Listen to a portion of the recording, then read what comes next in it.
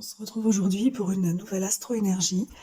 On va visiter l'archétype de la traductrice qui en Viking correspond à l'hexagramme numéro 23, donc qu'on retrouve sous le nom de l'éclatement. Donc on a ici du coup la clé génétique numéro 23 représentée par la montagne sur la terre et dans ses degrés en taureau. On va voir comment sortir de l'ombre de la complexité pour accéder à la quintessence. Donc la traductrice, c'est un archétype qui va avoir la facilité, quand elle est bien aspectée, en partant d'éléments qui vont sembler compliqués peut-être à d'autres ou fragmentés, sans lien apparent, diffus, voilà, vraiment difficile à comprendre. La traductrice, elle a vraiment cette faculté d'aller repérer peut-être ce qui unit les éléments entre eux, de voir de voir le lien entre les choses et que en fin de compte tout, on en revient toujours à la même chose. En fait, tout se rejoint. D'où aussi cette notion de quintessence. C'est un archétype en tout cas qui va vraiment avoir la capacité de simplifier les choses pour aller les expliquer, pour les transmettre. Également, c'est un archétype qui a vraiment cette volonté de contribuer. C'est pour ça qu'elle va prendre le temps d'expliquer, de simplifier, pour contribuer, rendre le monde meilleur. Et pourquoi en taureau ? Le taureau n'est pas forcément connu pour être, je sais pas, pédagogue ou justement avoir envie de contribuer, mais en fin de compte, ce qui va vraiment marquer ce placement en taureau, c'est la gorge. Le taureau est quand même connu pour être, par exemple en astrologie médicale, le taureau, au niveau du corps, ça va être le cou, les cordes vocales, la voix, donc tout ce qui est rapport au chant, à la voix, à l'expression. En fait, c'est là qu'on retrouve la Vénus, et d'ailleurs, c'est même pas la Vénus terrestre, c'est plutôt de l'ordre de la Vénus céleste qu'on connaît pour les arts. Et en fait, c'est vraiment ce lien-là avec la Vénus, la voix, donc les arts, le chant. Et en fait, c'est vraiment l'expression de soi. Et du coup, là, en biologie, cet archétype, il est vraiment relié à la thyroïde.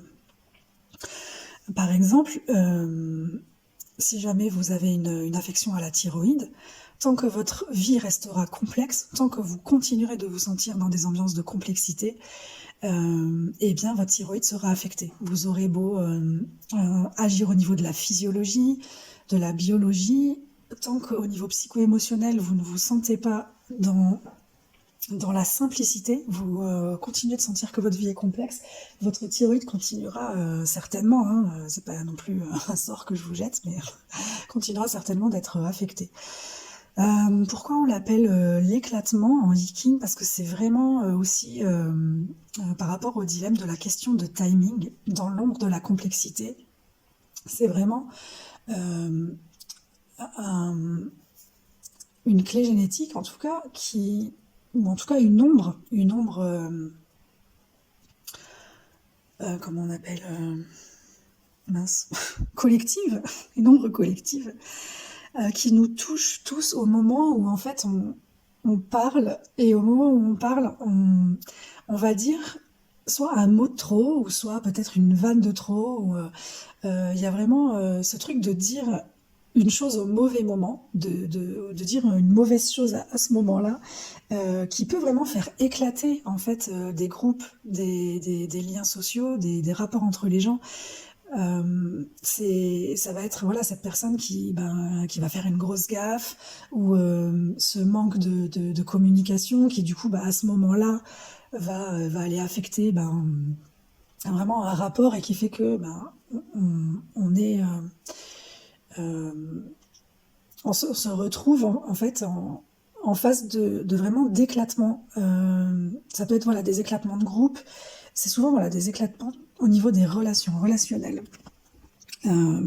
Parce que en fait, les gens ne se comprennent pas.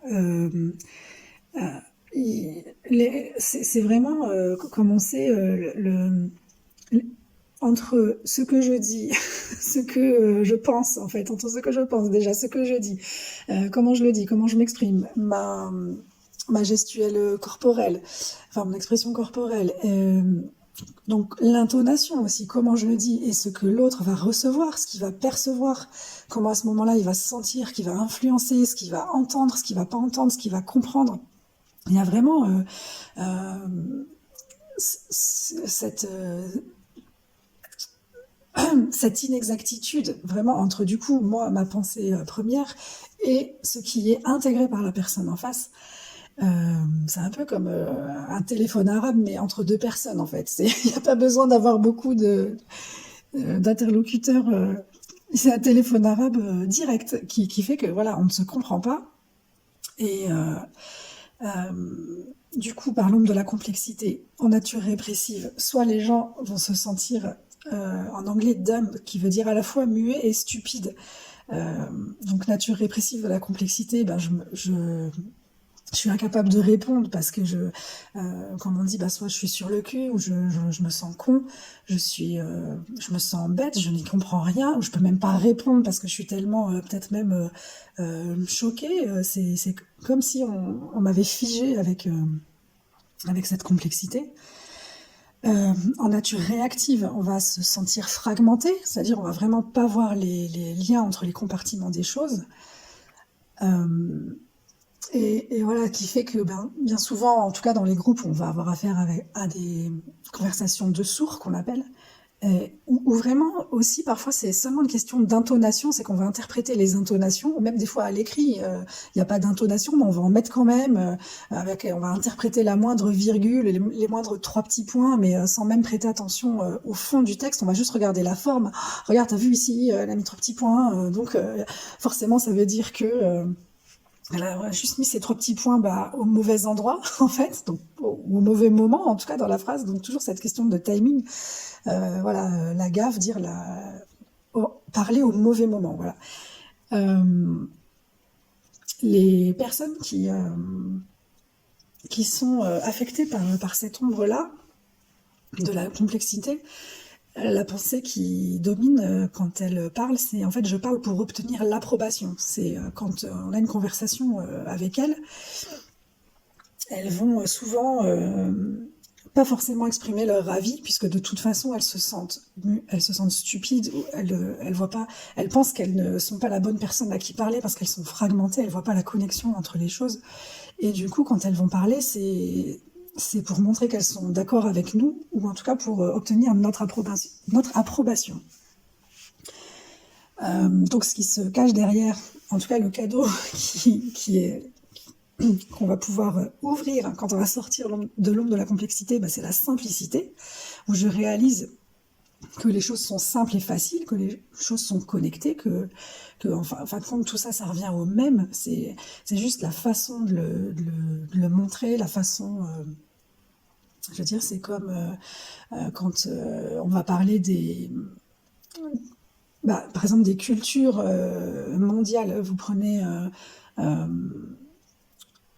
prenez un pays, ils font, je sais pas moi, la dernière fois je parlais des soins énergétiques que je fais, donc j'explique comment je travaille. Donc moi je travaille avec un outil technologique, et par exemple au Tibet, ils font ça, les moines tibétains, avec je sais pas moi, leur méditation, leur rituel, leur énergie. Et moi je travaille pas comme ça, mais en fin de compte ça revient au même. Euh, et, euh, et peut-être moi je vais aller au Tibet, je vais aller entrer dans un monastère et on va échanger sur nos pratiques. Et eux, ils vont trouver ça compliqué ce que je fais, parce que je sais pas, moi, c'est de la technologie. Il y a plein de lignes, il y a des couleurs différentes. C'est écrit en anglais, parfois c'est écrit en français. Les catégories, peut-être, ils vont pas comprendre, mais en fin de compte, ça va revenir exactement au même que ce que eux ils font.